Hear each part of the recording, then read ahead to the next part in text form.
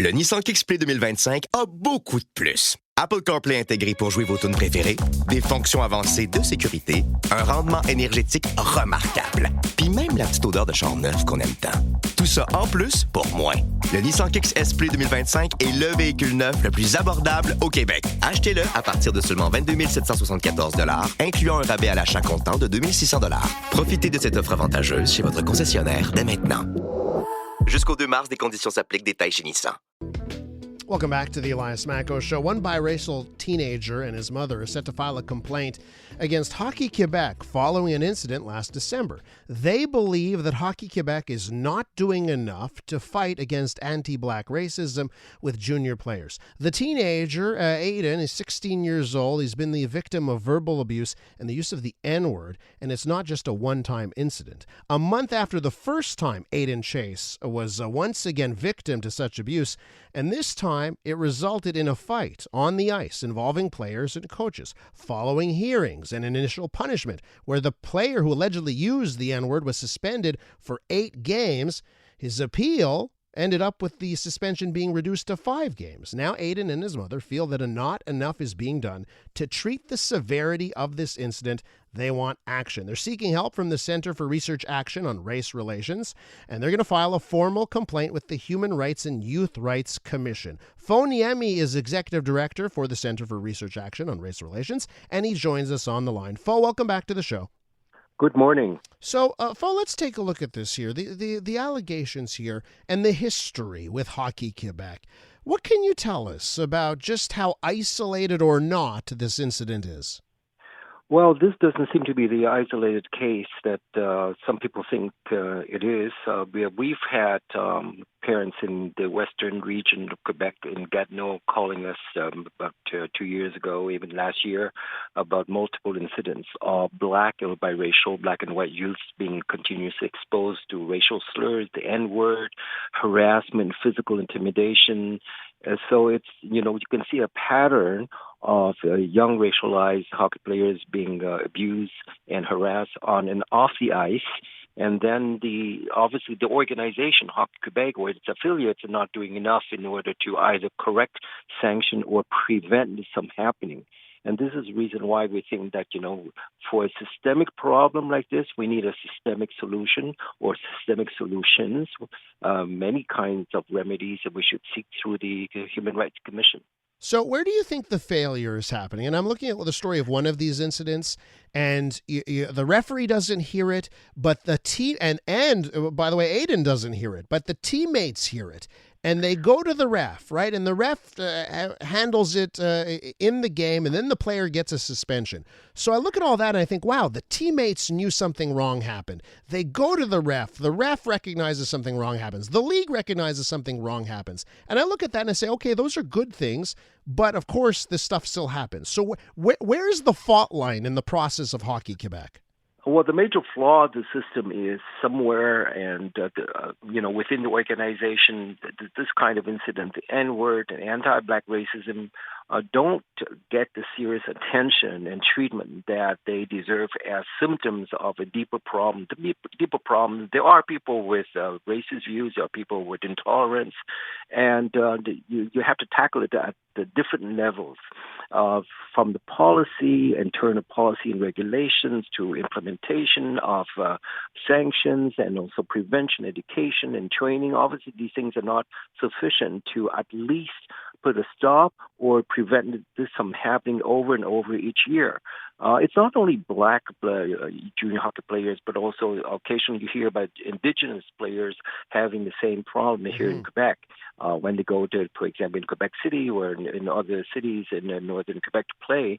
So the organization should tackle it as a systemic issue and find ways in order to provide better safety and dignity for all players of all backgrounds on and off the ice. And I think this is something that we're going to seek through this complaint. We're asking for systemic remedies, a better policy, stronger policy against discrimination, better complaints handling systems and mechanisms, and more importantly, mandatory training. And of course, more diversity throughout the organization. The entire four-member committee that listened to the case of the appeal of the youth who use the N-word, practically all male and doesn't reflect the racial and ethnic diversity of contemporary Quebec society. Let me ask you about the penalty and that the board and the appeal there. Just in that one incident, right? And 8-game suspension being reduced to 5. When you think about, a hockey player does a terrible thing, right? Right. Uttering that word and a racist incident like that. But do you feel that the punishment fits, what the terrible thing that was done, or did you want to see something more serious there? Well, according to the regulations, there's a mandatory 5-game suspension when there's sort of conduct unbecoming on the part of any players, and which applies to this case. But the first sanction took into account the severity of the N-word. Therefore, the authorities opposed an additional 3-game suspension by from the disciplinary committee. However, that when an appeal and something happened during the discussion and the decision-making process that brought it down to the basic 5-game suspension. And that sends a terrible message to the effect that basically is the N-word is not that bad and does not merit additional sanction. And this is something we seek to change. And one of the things that also the mother and Aiden found absolutely horrifying is that during the hearing on the appeal last January, one of the witnesses used the N-word openly, and the committee members hearing the appeal, all they did was they tried to turn off the mic. There was no open, explicit, and very firm denunciation of the N-word, or basically to send out basically a very strong message of no zero tolerance for this kind of N-word. And that's, again, to demonstrate the lack of capacity, the lack of ability, and the lack of sympathy and empathy to deal with racism and the N-word. We're with Niemi, Executive Director of the Center for Research Action on Race Relations. We're talking about racism in hockey, particular among the ranks of Hockey Quebec. So, do you think, on the use of the word, do you think there is a divide, Francophone versus Anglophone, and how seriously they take the use of that word? Well, there may be, but the issue is not, in French, the N-word is still legitimate according to many language authorities. In La Rousseau dictionary, you have a lot of French words with a hyphenated N-word. But the important thing is to know that usually it starts with the N-word, but it can escalate into something much more physical. The N-word is a form of psychological violence for a lot of black individuals of all ages. But in this circumstance, in this case, in many circumstances, the N-word can lead to physical violence. And this is something that people have to understand, that there's a very, very serious chain of consequences of the manifestation of racism through first the use of N-word or any other racial slurs, and unless that's sanctioned and prevented effectively, it can create a racially poisoned environment where worse things can happen. One last thing I want to get to here, and something that I struggle with, and that, and assessing blame and where to put the blame, right?